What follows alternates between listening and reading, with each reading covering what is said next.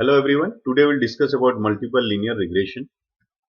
So this is our outline. There are three agenda points. What is multiple linear regression? What are the assumptions of multiple linear regression? And we'll consider one example for multiple linear regression. Now what is multiple regression? So if we find the impact of two or more independent variables on a dependent variable, then it is known as multiple regression. So in case of multiple regression, we have two or more independent variables and one dependent variable.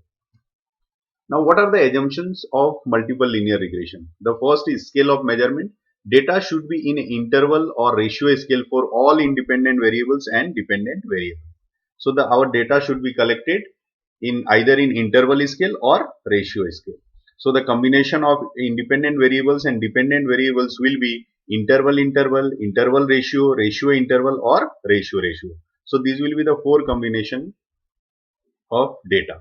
Now linearity, there must be linear relationship between variables. So you can see here the linear relationship, either it will be in the upward direction or downward direction, but it should not be curvilinear like this. So here it is showing no linear relationship. So our relationship for multiple regression should be linear. Then assumption of independence. So residuals should be uncorrelated. This assumption is tested by Darwin-Watson in model summary table of regression. The value should lie between 0 to 4. So in the model summary of output of multiple regression, the Darwin-Watson, that value should lie between 0 to 4. Then this assumption of independence condition will hold. Then the next is assumption of normality of residuals. Multiple regression assumes that the residuals are normally distributed. So we'll find out this condition also, the residual should be normally distributed. The next is assumption of multicollinearity. Independent variables should not be highly correlated with each other. So the correlation coefficient, Karl Pearson correlation coefficient should not be greater than 0.7. This will be also checked through VIF, that is the variance inflation factor. That value should not be greater than 10. If the value is greater than 5, then there is a chance of multicollinearity. But if the value VIF value is greater than 10, then there is definitely a chance of multicollinearity. Also, the tolerance value should not be less than 0.2. It should be greater than 0.2. If the tolerance value is greater than 0.2 and VIF is less than 10, then there is no multicollinearity between the independent variables. And the last one is the homoscedasticity. The variability in scores for one variable is approximately the same at all levels at other variables. That is, it is concerned with how the scores cluster uniformly around regression line. So you can see here, initially the distance is less from the regression line, distance is less, and then slowly it is increasing. Here the distance is large and slowly it is decreasing. So these are the cases, these two cases are of heteroscedasticity. So we do not want heteroscedasticity, we need homoscedasticity in case of multiple regression. So the variation should be uniform. You can see here from left to right, the variation of residual should be uniform. So this will be the ideal condition. Now the linear regression equation, you can see here, there on the x-axis we have independent variable, y-axis on the dependent variable. This is our regression line and these are the points, and this is our intercept. This is the constant y-intercept, and this will be our slope. So that is b is equal to slope change in y with respect to change in x, and this is our regression equation, y is equal to a plus bx plus minus error. So the output of a regression function, a regression is a function that predicts the dependent variable based upon values of the independent variables. So if we know the value of independent variables and we put the value of independent variables on the regression equation, then we can find out the value of dependent variable. Simple regression fits a line to the data. So regression equation fits a straight line. Then you can see here, this is the observed value, this is the observed value, and this is the predicted value, this is the explained part, and this is the unexplained part. So what exactly it is? For each observation, the variation can be described as y is equal to y cap plus epsilon, that is the error. So actual value is equal to explained plus unexplained, that is the error. So error is equal to actual minus explained part. Now, what are the terminologies in regression analysis? First one is the y-intercept or constant. So in regression equation, as y is equal to a plus bx plus error, or in case of multiple regression, y is equal to a plus bx1 plus bx2 plus bx3 and so on. So even if the value of x is 0, the independent variable is 0, then also y will have some value which is known as the constant, and it is denoted as b0. So if our all independent variables are 0, then also we have some constant value. So you have some value of dependent variable. Now b1, b2, b3, these are known as the beta or slope. If xi value increases, the independent value increases by 1 point, then y will also increase by bi. That is the slope, that is the regression coefficient. Now what is the R square? R square is the xi independent variables explains the percentage of the y dependent variable. So how many percentage the independent variables explaining the dependent variable, that is y. So that is the R square. Then significant value, as we know, p value, if it is less than 0.05 at 5% level of significance, then h0 is rejected and h1 is accepted. Means null hypothesis is rejected and alternative hypothesis is accepted. What is the residual? Residual is the difference between actual, that is the observed value, and the explained value, the predicted value. So whatever the difference, that is the observed value minus predicted value, that will be our residual, or you can say that the error value. Now what is the standard error? It is the variance of residual, means the standard deviation is square of standard deviation of residual is known as the standard error. Now what is the degree of freedom? The minimum number of observations required to estimate the regression is known as degree of freedom, and the formula is n minus k minus 1, where n is equal to number of observations, this is the sample size, and k is equal to number of explanatory variables, means number of independent variables. So you can see here n minus k minus 1, that will be the degree of freedom in case of multiple regression. Now we have seen R square, now it is the adjusted R square.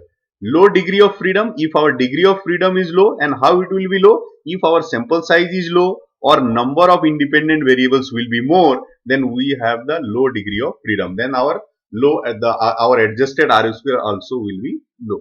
As k increases, adjusted R square decreases, reflecting the reduced power in the model. So how it is happening? If we will put or we will add the unnecessary independent variables, then there will be a decrease in adjusted R square.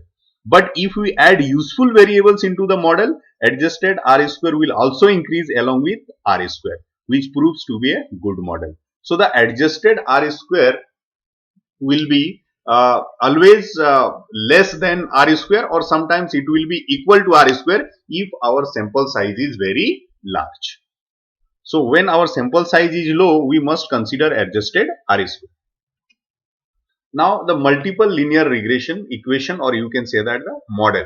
So y, it is our dependent variable, b0 is our constant, b1 regression coefficient with respect to our first independent variable x1, b2 second with respect to x2, b3 and x3, and then this is our error. So this is our regression, multiple linear regression. So these are multiple y because we have two or more independent variables. This is the one independent variable, second and third. So if we have our constant value, regression coefficient value and independent variables, then we can predict the value of y.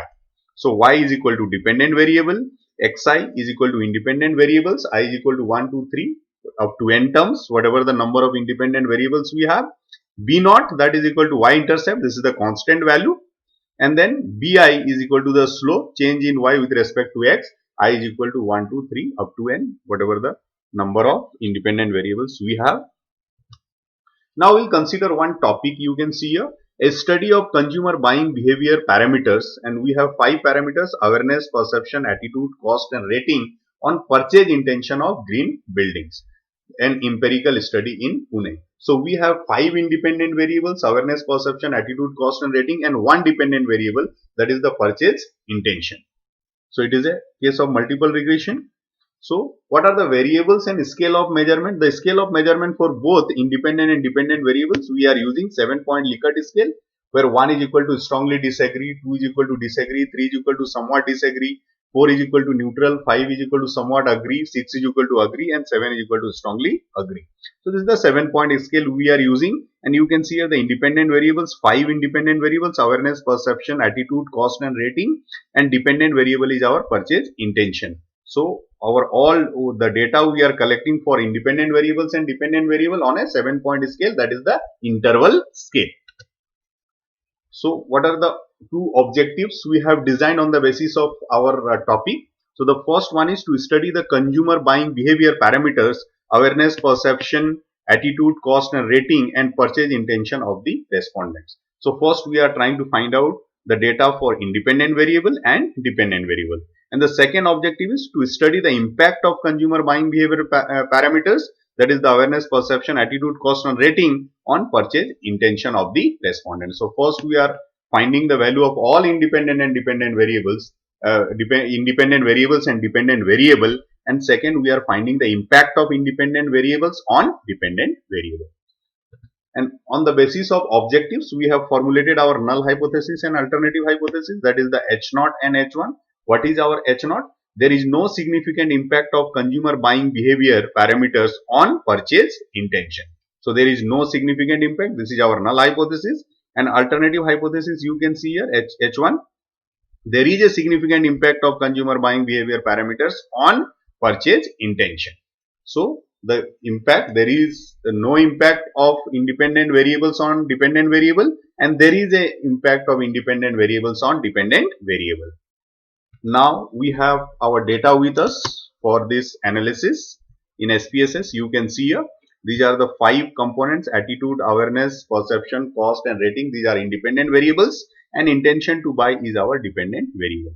Now one thing you can see here, the values are after the decimal point also. How it happens? Because our attitude is one independent variable, it is a construct, and there are number of questions under this component or this parameter, or you can say that the construct. So we have taken the average value. So that's why we are getting the value after the decimal point also, and it is happening for all the other independent variables and the dependent variable also, because it is not defined by only one question. So it is defined by the number of questions. So that's why, and we are taking the average value. So that's why the values are the after the decimal point also the values are there, and we have considered the two numbers after the decimal points. Now we'll go to variable view, and in variable view we have already defined, you can see here 1 is equal to strongly disagree, then 2 is equal to disagree, 3 is equal to somewhat disagree, 4 is equal to neutral, 5 is equal to somewhat agree, 6 is equal to agree, and 7 is 5 is equal to somewhat agree, 6 is equal to agree, and 7 is equal to strongly agree. And it is for all the variables, all the independent variables as well as the dependent variable. You can see here. You can see here all the dependent variables. Now you can see here the data is in interval scale. So we have put in the measure scale for all the independent variables and the dependent variable also. Now we will go to data view. So what was our first assumption for multiple regression? The data should be either in interval or ratio scale. So our first assumption holds that our data is in interval scale. The second assumption was there should be a linear relationship between the variables. To find that, we will go to graphs. We'll go to graphs, and we'll go to legacy dialogues, and then we'll go to scatter dot, and then matrix scatter, and then define. And we'll put all the variables on the matrix variable, and then OK. OK. Now we'll get our output. Now you can see this is our output. So you can see here all the data are going on the upward direction. Mostly all the data are going on the upward direction. So there is a linear relationship. We can do it through this. We'll put a line. So you can see here all these lines are on the upward direction. Some these are on the upward direction, straight line. So all our points are making the straight line. So the relationship between the variables are linear. So the second assumption holds. Now we'll find other assumptions also. So we'll close this, and we'll find all the other assumptions through regression analysis only. So we'll go to analyze, and we'll go to regression, and then we will go to linear. So our dependent variable is intention to buy. So we'll take it to the dependent list, and all the other variables are independent. So that will bring it on the independent list. Now we'll go to statistics. In statistics, you can see here model fit. We will click here descriptive statistics, and then we'll click collinearity diagnostics. Collinearity diagnostics to find the multi-collinearity between the independent variables, through which we'll find out the VIF and tolerance. So the VIF value should be less than 10 and tolerance should be greater than 0.2. And assumption of independence, that we'll check through Darwin and Watson. The value should be between 0 to 4. And then click it. And then plots.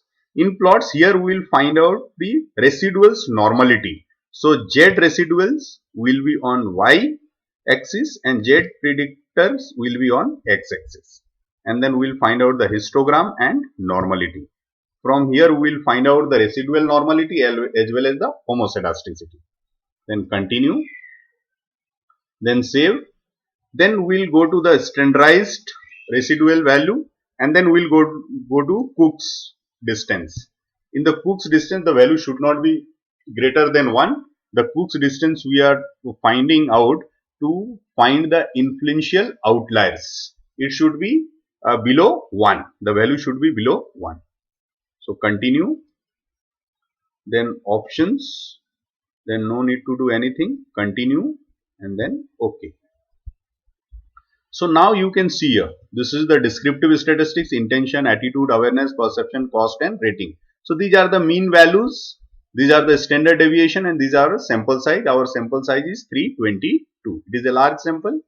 Now from this correlation table also you can see for the independent variables only, all the independent variables from here, attitude, awareness, perception, cost and rating, these, their correlation coefficient, Karl Pearson correlation coefficient is less than 0.7.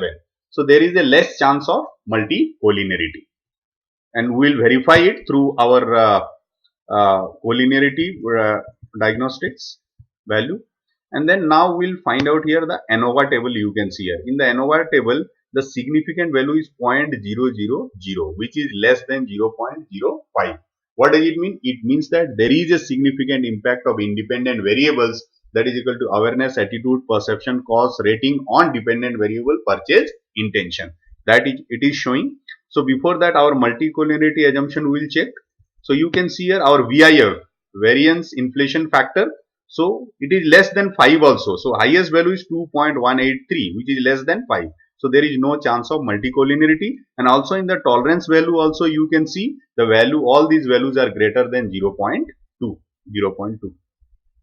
Okay. Now we'll check the residual normality. For the residual normality we'll go down, or before that you can see here the residual statistics. So influencing outlier. So Cook's distance, the minimum is 0 and maximum is 1.28. This is the maximum value, minimum value 0.128. So which is less than 1. So there are no influential outliers. Also the standard residual, that the range should be -3 to +3. Here standard residual, it should be -3 to +3. But here you can see -3.6. It is there, some points are outside, but here the Cook's distance is saying that there are no influential outliers. So we can consider that there are no outliers. Okay. Now we'll go to the histogram. In the histogram itself you can see here, this is for the regression standardized residual. It is normally distributed. You can see here normally distributed histogram is, and you can go down and also you can see this all the points are near to this line. So it is assumed that it is normally distributed. The residuals are normally distributed. That is one of our assumption. Now we'll again go down to see the homoscedasticity. In this plot you can see here. So all the points, although it should be between -3 to +3, all the points should be between -3 to +3. Some of the points are outside, but the Cook's distance is saying there are no influential outliers. So we can consider all the points are, if we will put line here, all the points are normally equally distributed. So our homoscedasticity condition also holds, normality condition also holds. There are no multi-collinearity, linearity is there, data is in interval scale, and it is independence of assumptions. We'll see independence of assumptions in this. You can see your Darwin and Watson. So value Durbin and Watson value should be between 0 to 4. So our value is 2.202. Okay, and here you can see here the adjusted R square value, because we have seen here in the ANOVA table it is significant. So you can see here the adjusted R square 0.804, 0.807. There is very less difference. I always prefer adjusted R square value, because I don't want to take any risk, because it will give you the appropriate value. So 0.804. So this what it is saying, because the independent variables are explaining 84.4% to the dependent variable, that is purchase intention. But when we are going to the coefficient table, you can see here in the coefficient table, attitude it is significant, awareness also it is significant, perception also significant, cost is significant, but the rating is not significant. That is 0.063, which is greater than 0.05. So what we will do, we will remove this rating, because we have taken one unwanted independent variable. One unwanted independent variable, that is the rating, it is insignificant. So what we will do, we will remove this variable rating, and again we will run regression equation. So we will go to analyze, again we will go to regression linear, and then from the independent list you can see a rating. So I will remove this, and then again I will run this. Okay, so we have already explained all these aspects. So directly we will go to coefficient table. Directly we will go to coefficient table. In the coefficient table you can see here. So this is the constant value 0.4. So all are significant. You can see here all independent variables are significant.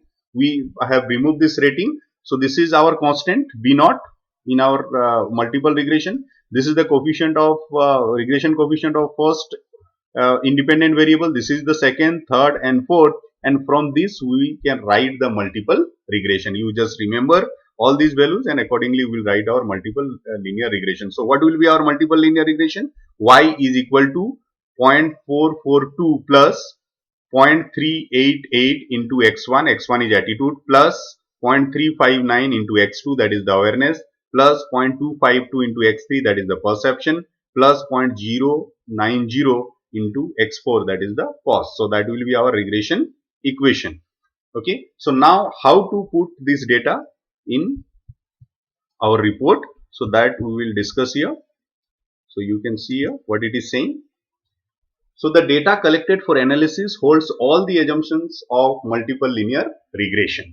So the significant value in the significant value in ANOVA table is 0.000, which is less than 0.05. So it has sufficient evidence as per decision rule to reject the null hypothesis. Hence H1, that is the alternative hypothesis, is accepted. And what was our alternative hypothesis? It means that there is a significant impact of consumer behavior parameters on purchase intention. So there is an impact of consumer buying behavior parameters on purchase intention.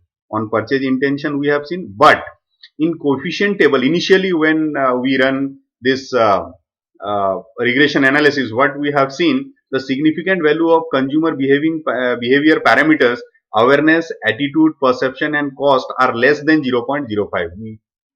We have seen this, which is significant, but the significant value of rating is greater than 0.05. So rating significant value was greater than 0.05. So it means rating has no impact on purchase intention. So that's why we had removed this rating, and again we have run this regression analysis.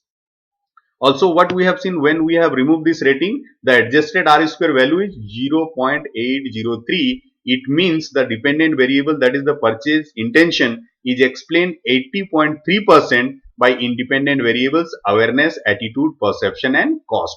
Initially we had taken this rating also, but it was insignificant, so we had removed that. So one independent variable, that is rating, is not included as the significant value of rating is greater than 0.05. So that we have seen in the first analysis of regression. So what will be our multiple regression equation? So the multiple regression equation Y, that is the purchase intention, on Xi, that is the awareness x1, attitude x2, perception x3 and cost x4, is Y is equal to 0.442 plus 0.388 x1 plus 0.359 x2 plus 0.252 x3 plus 0.090 x4. So these are our regression coefficient, and this is constant. So if we know the value of x1, x2, x3, x4, we can predict the value of y. So this is our regression model. This is our regression model from which we can predict the value of y. So that's it for multiple regression. Thank you very much.